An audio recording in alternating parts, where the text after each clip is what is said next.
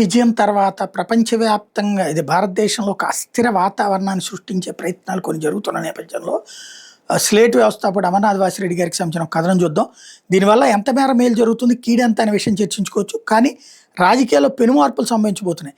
రాబోయే 2 సంవత్సరాల్లో కొత్త పార్టీలు పుట్టుకొస్తాయి. కొత్త నాయకులు, కొత్త కలయికలు. ఇప్పటికే ఉన్న పార్టీలో కొత్త రక్తం, సరికొత్త విధానాలు, కొత్త ఒక వింత పాత ఒక రోత అనే రీతిలో సాగే అవకాశం.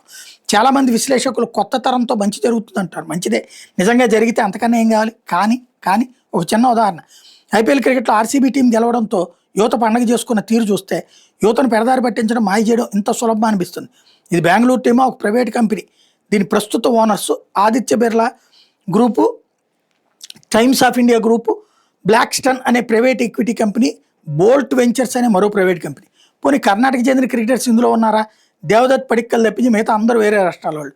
ఎవరిదో ప్రైవేట్ కంపెనీకి లాభాలు వస్తే పండగ చేసుకునే విశాల దృక్పథం.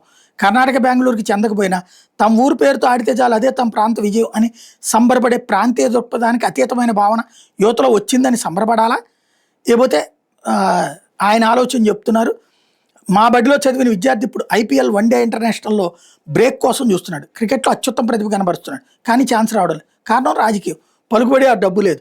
హైదరాబాద్ క్రికెట్ను 3-4 చెరబట్టారు. వారి దయాదాక్షిణ్యం లేకపోతే ఎవరికి ఛాన్స్ రాదు. తిలక్ వర్మ, సిరాజ్, ప్రజ్ఞాన్ ఓజా, హనుమ విహారీ, అంబటి రాయుడు గత 20 ఏళ్లలో జాతీయ స్థాయిలో మెరిచిన హైదరాబాద్ ఆటగాళ్ళు.